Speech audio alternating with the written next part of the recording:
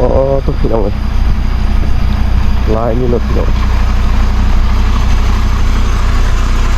จะย่านนี่พี่น้องโอ้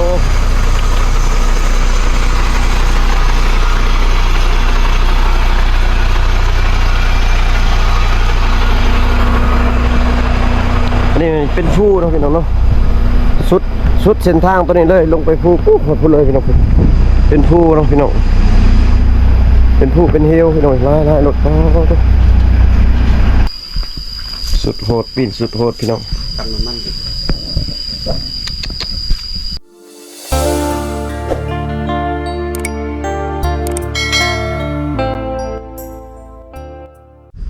สบายดีFC ฝั่งลาวฝั่งไทยนะพี่น้องเนาะยินดีต้อนรับ FC เข้าสู่ช่องบ่าวผู้ไทยบรรณาแนลคือเก่านะพี่น้องเนาะมื้อนี้บ่าวผู้ไทยสีพา FC มารับชมวิวพี่น้องอยู่ภูตะยงนะพี่น้องเนาะเดี๋ยวบ่าวผู้ไทยสีพา FC ไปเลาะเบิ่งนะพี่น้องเนาะเพราะว่าอยู่ลุ่มแม่นได้ยินเขาเจ้าว่ารถปีนเนาะพี่น้องรถพ่วงหรือว่ารถหัวแดงนะพี่น้องปีนแต่เมื่อคืนนี่พี่น้องเลยเนาะเดี๋ยวบ่าวผู้ไทยสิพาเลาะลงไปอยู่ลุ่มพละพี่น้องว่ารถเขาเจ้าเอาขึ้นแล้วบ่เนาะเดี๋ยวบ่าวผู้ไทยสิย่างลงไปเนาะพี่น้องเนาะตอนนี้บ่าวผู้ไทยก็สิลงไปอยู่ลุ่มพละพี่น้องเนาะอันนี้มันเป็นวิวภูตะยงนะพี่น้องงามพี่น้องเดี๋ยวบ่าวไทยสีพา FC ไปเบิ่งเนาะตัวพี่น้องตัวสีอันนั้นสีเหลืองๆมันเป็นสายน้ำเซรานองนะพี่น้องน้ำเซรานองสูงนี่นะพี่น้องโอ้โคตรงามเลยวิวโคตรสวยงามลายพี่น้องโอ้ตัวนี่เป็นพระเจ้าปลูกแคมเนาะแคมพระเจ้าเนี่ยโอ้พี่น้องน่าจะเอาโดรนมาเนาะบินอยู่นี่เพราะคือสิงามคักเลยพี่น้องงามลายพี่น้อง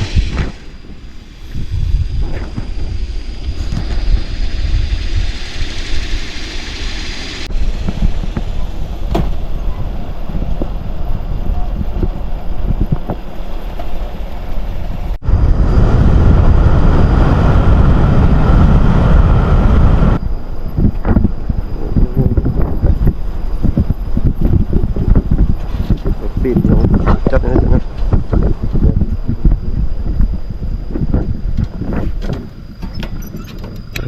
อันนี้เป็นวิวพุทธยงพี่น้องเว้ยรถปีนเนาะพี่ไม่รถปีนอย่าลุ่มพี่น้องเว้ยรถกระจกลงไปพอได้เนาะ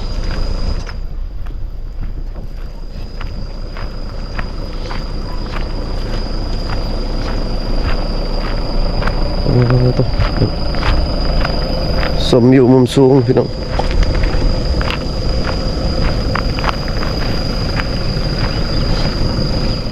ตัวนี้เป็นวิว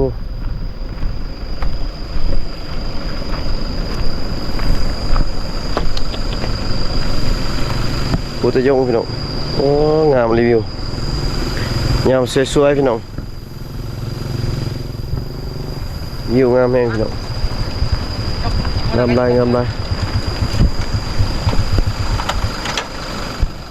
เอาไปดิ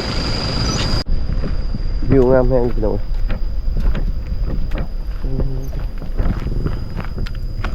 รถกระเจ้าก็เอาเลยแซ่บ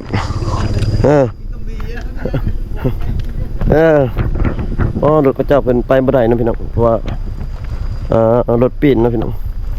นายเพิ่นก็เอิ้นกินเขาเนาะเพราะว่าเพิ่นพักกินเขาพี่น้องพักกินเขาบ่ได้นะพี่น้องรถ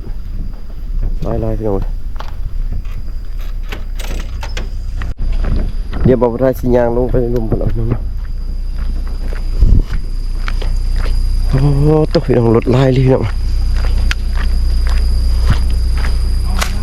ไปบ่ได้เนาะรถปีนพี่น้องเจ้าก็เจ้าไปใส่พี่น้อง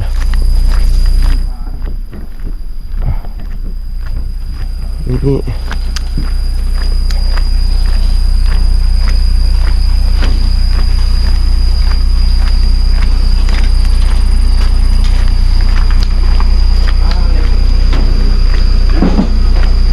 ตัวพี่น้อง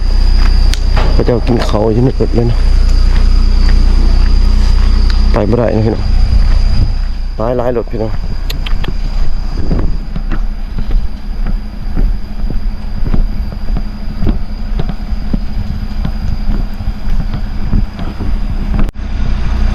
ต้องพี่น้องเลยลายนี่รถพี่น้อง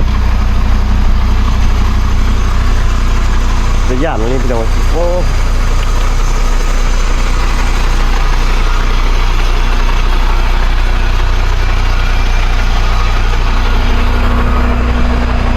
อันนี้เป็นภูเนาะพี่น้องเนาะสุดเส้นทางตัวนี้เลยลงไปภูปุ๊บพูดเลยพี่น้องเป็นภูเนาะพี่น้องเป็นผู้เป็นเฮลพี่น้องไล่รถมีแต่รถหัวแดงบัดพี่น้อง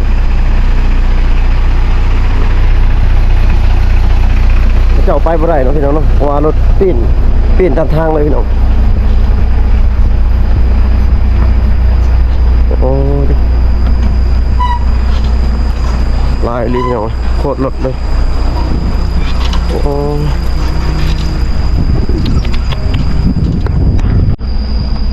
โคตรรถเลยพี่น้อง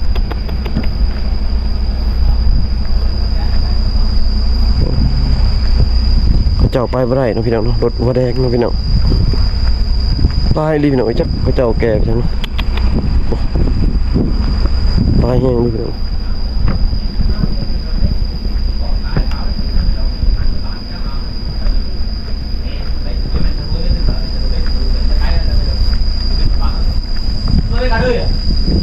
tao này lúc tao cao tao phải có đông nó hướng án tao mới từng nữa đấy cao mà tao nuôi tao từng nữa đấy từ bây từ nữa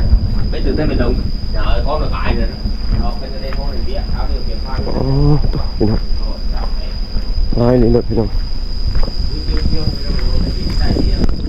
ก็เคยเห็นรถลายปะนินพี่น้องเนาะ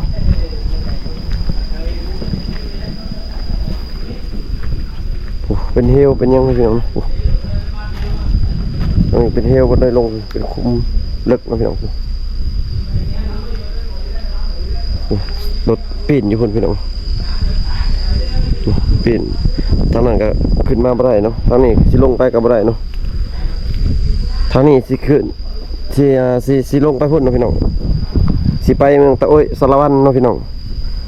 ไปกระลึมพี่น้องก็ไปบ่ได้เนาะทางกระลึมทางตะโอ้ยสิมาเมืองนองมาทางพี่ก็บ่ได้พี่น้องขึ้นไปมาหาสู่กันไม่ได้นะพี่น้องเนาะก็ได้จอดตันทางแบบนี้เนาะ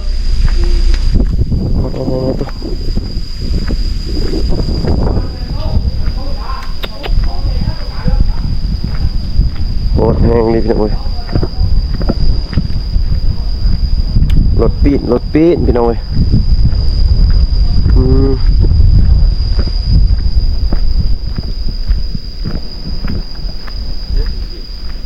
โอ้ตัววิวเนาะ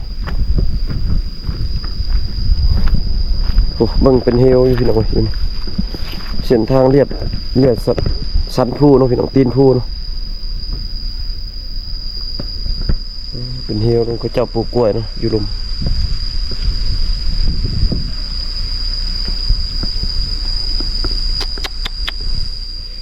อันตรายเลยพี่น้องเว้ยสุดโหดแห้งเลย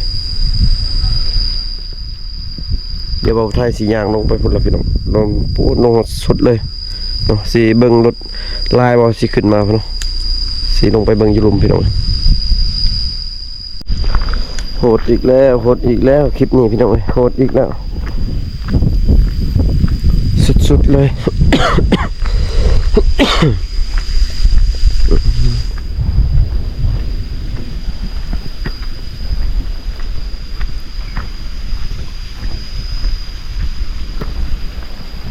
ขึ้นมาครับมาบ่ได้น้องพี่น้องสิขึ้นมาพี่กับบ่ได้สิไปพุ่นกับบ่ได้พี่น้อง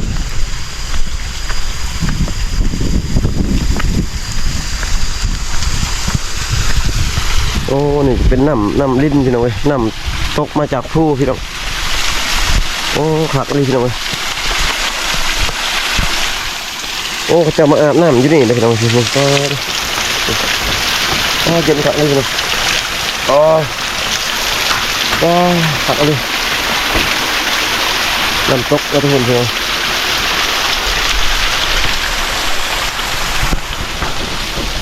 โอ้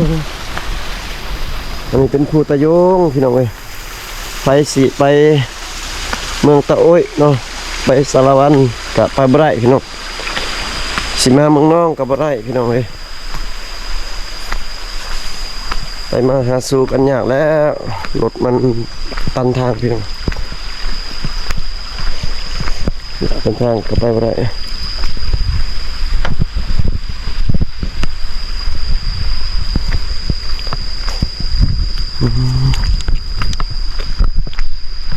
เฮลฟิลิกเลยพี่น้องจุดนี้มันเป็นจุดโค้งนะพี่น้องเนาะโค้งกับผู้แล้วก็รถนี่มันสีมักปีนอยู่บนนี้นะพี่น้องเพราะว่ามันขึ้นบ่ได้นะพี่น้องนี่มันโค้งมันหักบันเดียวเนาะหักบันเดียวแล้วก็รถหนักเนาะบวกกับรถหนักบันนี้มันสีบืนขึ้นบ่ได้นะพี่น้องสังเกตบางเส้นทางเท่านี้เนาะมันบืนขึ้นเบิดว่ารถบรรทุกมันหนักพี่น้องเนาะเพราะว่ามีแต่รถหัวแดงพี่น้องรถบรรทุกหนักๆนี่แหละเดินเส้นทางนี่เนาะเฮ็ดให้เส้นทางกับเบิดมาตัวนี้เบิ่งพี่น้องเบิ่งสังเกตเบิ่งห้อยมันยันเนาะเพราะว่าเส้นทางกับเบิดเนาะพี่น้องมีแต่รถแบบบรรทุกหนักๆเลยพี่น้องขึ้นมาถึงเนาะสังเกตเบิ่งห้อยเส้นทางตัวนี้มันจะเป็นคุมบุกในหนึ่งนะพี่น้องมันจะหักแตกเบิดนะพี่น้องเพราะว่ามันเป็นจุดบอลบืนแห้งนี่เป็นจุดนี้เนาะพี่น้องรถตามทางเลยเจ้ายังเอาขึ้นเมื่อไหร่เนาะ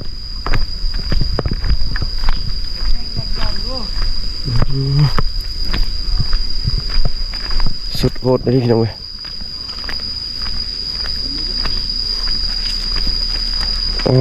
ตัวปีนขับปีนเนี่ยพี่น้อง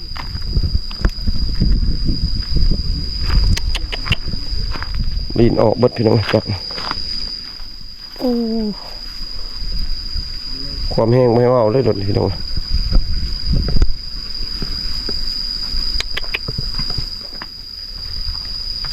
โอ้เบิ่งยางพี่น้องสังเกตเบิ่งยางมันขูดพี่น้องมันบุขึ้นแตกหักหมด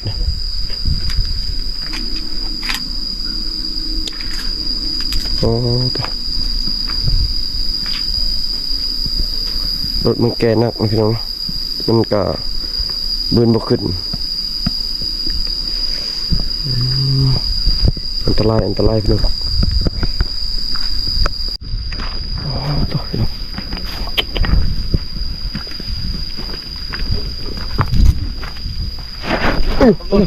เยอะไม่เอ็มโอเคเห็นตาฮะแม่นบ่แม่นตามาละยังสะโพกคือกัน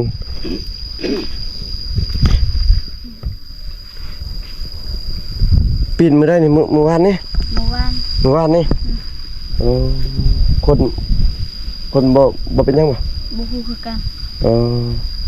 สิเจ้าพาไปยังอยู่นี่ถ้าเก็บบ่เบิ่งทางนี่เดี๋ยวมาเก็บอันนี้เขาบ่ได้จ้างฮะ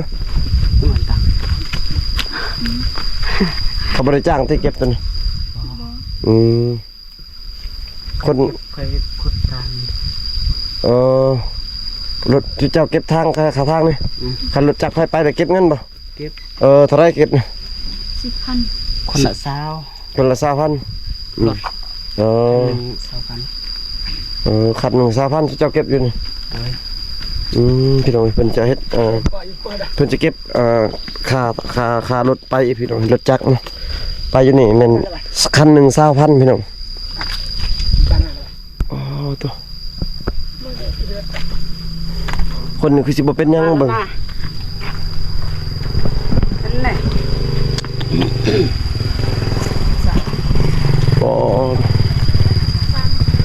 หักอันนี้จักไม่ยังนี่พี่น้อง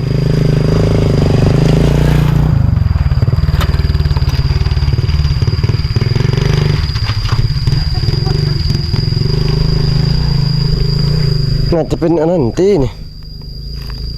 บ่แม่นแฮมบ่พี่น้องจะบ่ฮู้คือกันเนาะเป็นแก่ไปจังไม้ยังบ่ไม้ยังเลยไม่แฮมบ่ฮะโอ้ไม่แฮมพี่น้องเครือแฮมพี่น้องเป็นแก่ในเครือแฮมเนาะรถแก่แฮมพี่น้องหนักกันเลยเนาะ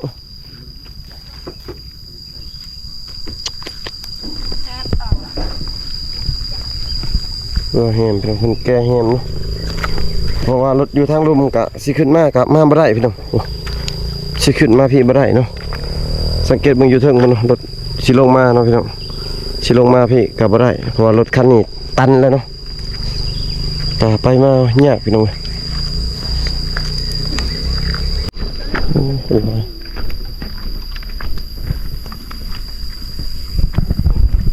ไปบ่ได้เนาะสิมาจะใช่มาแต่โอ้ยสิมึงน้อง อ๋อเจ้าอยู่ตัวไว้บ่ฮะ บ่มึงน้อง อยู่มึงน้องนี่ไปทางไหนเลยนี่ทางเจ้าทางคัน1,000,000อันนี้ชอบกัน อันนี้ก็เจ้าเก็บเงินน้องๆเพิ่นมาแต่ตะโอ้ยเนาะมาแต่ตะโอ้ยพี่น้องเว้ยแต่ว่าน้องสิเมืองมึงน้องเนาะพี่น้องแต่ว่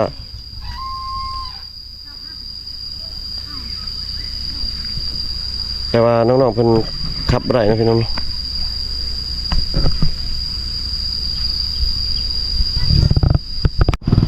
อันนี้มันรถที่ขึ้นมาเนาะพี่น้องเดี๋ยวเอาไทยสิสิย่างลงเบิ่งเนาะพี่น้องเนาะว่ารถหลายบ่อยู่ทางลุมเนาะพี่น้อง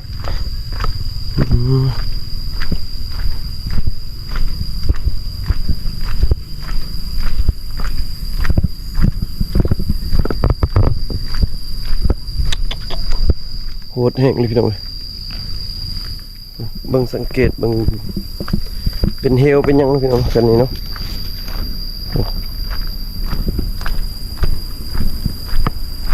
โอ้ตัว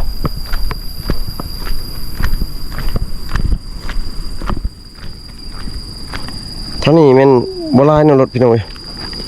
เพราะว่าเขาเจ้าฮู้ว่ารถปิ่นอยู่นี่เขาเจ้าบ่มาเนาะพี่น้องเนาะทางเมืองตะโอ้ยทางพี่เนาะส่วนหลายมันพุ่นละเพิ่นสิมาแต่พุ่นละแถวเมืองนองเนาะพี่น้องเพิ่นสิไปตะโอ้ยสารวันแต่ว่าไปบ่ได้เนาะพี่น้องสุดเลยมื้อโอ้ตกเลยบ่ฮู้ว่าสิเพิ่นสิได้เอาขึ้นบ่ละมื้อนี้เนาะพี่น้อง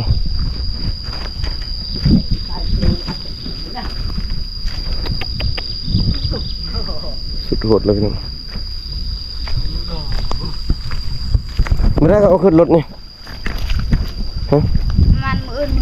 มือ มือพุ่นโอ้ได้เท่าไรเลยเงินเก็บค่าทางนี่200,000ไปเลยโอ้ของเจ้าเองบ่เฮ็ดนี่เฮ็ดเบิดบ้านบ่ บ่ของผู้ค่อย โอ้พระท่านมาเฮ็ดก่อนแล้วเพิ่นเอาอ๋อจักคนสิเจ้าจักฮะ 7 คน 7 คนโอ้เก็บเต็มเมื่อวานนี่บ่หรือว่าเก็บมื้อนี้ แต่เมื่อวาน อ๋อเมื่อวานได้หลายบ่เมื่อวานนี่ 200,000 200,000วันนี่คือได้น้อยแท้คือว่ารถไปตลอดรถบ่หลายบ่อ๋อพระเจ้าเป็นยืนเก็บค่าทางอยู่นี่พี่น้องนี่ว่ารถจักรไปมันจะได้เสียค่าทางอยู่นี่นะพี่น้อง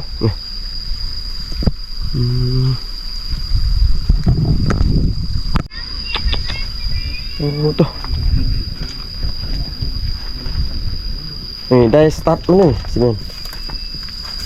บ่แม่นดูปั๊มแอร์ปั๊มนี่จะยำแตกเลยพอนยำแตกเลยจับละสุดโหดปีนสุดโหดพี่น้อง ตังมัน ขัดอีหยังอีหยาเฮ้ยลึกเขาเฮ็ดรถนะ ไอ้ของกองจ้าง เบิดเลย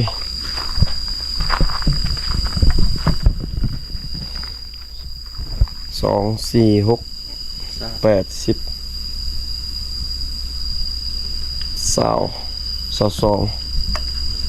22เรา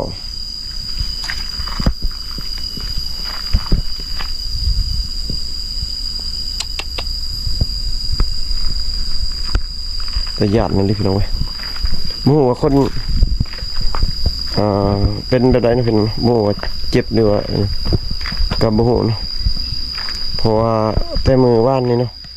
เฮาบ่ได้ฮู้สาเหตุอิหยัง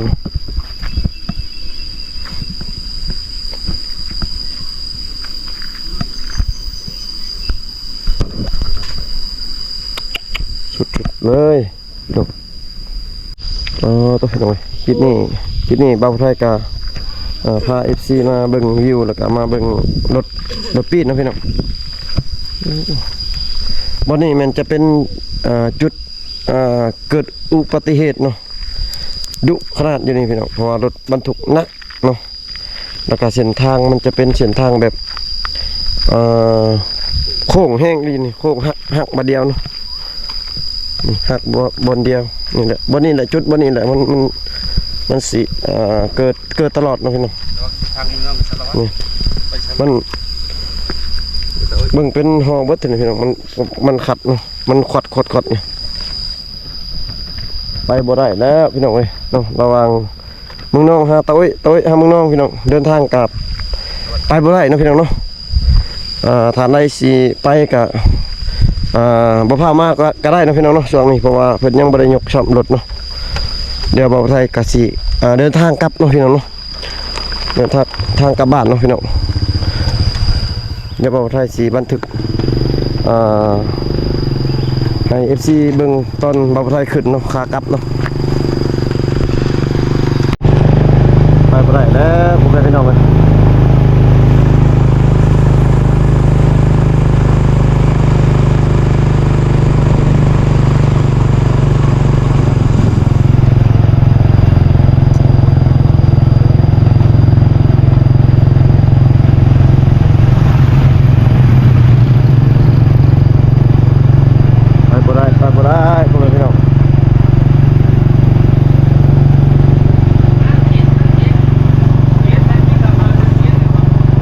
ยก็สิเดินทางกลับมาที่นั่นเนาะ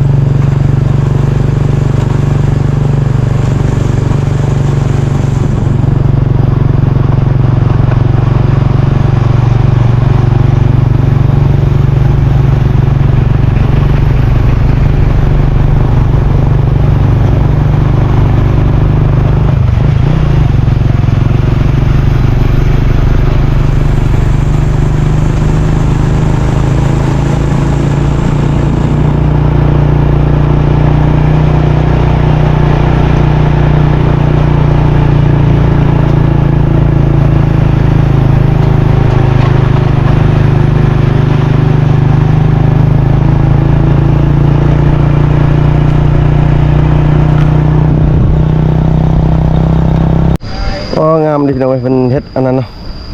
เฮ็ดห่างอยู่ทางกกไม้พี่น้องเว้ยเป็นเฮ็ดเนาะบ่าวไทยขึ้นมาอยู่ทางนี้พระเจ้าอยู่หลุมเนาะ พี่เชื่อไหมว่าตาผมอายุแล้ว โอ้งามเป็นเฮ็ด ทำไมแกอายุยืนขนาดนั้นเนี่ย โอ้ตาผมไม่เสียครึ่งชาวบ้านอ่ะ งามเลยแทนมาขึ้นบ่มาขึ้นมาพี่บ่โอ้งามดีพี่น้อง จะบอกยังตีพอแล้วจังว่าหายพอคอยบอกเบิดแน่เลยบ่ดีกูหาใส่กรอบมึงเบิดมึงยึด งามลายพี่น้อง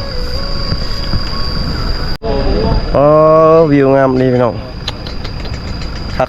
บ่าวไทยขึ้นมาอยู่เทิงพี่น้องเนาะงามลายพี่น้องพี่น้องคลิปนี้บ่าวไทยกับพา FC มาเบิ่งชมวิวเนาะแล้วก็พอดีเจอรถปีนเนาะพี่น้องเห็นรถเขาเจ้าปีนเนาะกับบ่าวไทยก็สิได้ขอปิดคลิปไว้เพียงสักนิดก่อนเนาะพี่น้องเนาะเจอกันคลิปหน้าเด้อพ่อแม่พี่น้องเนาะ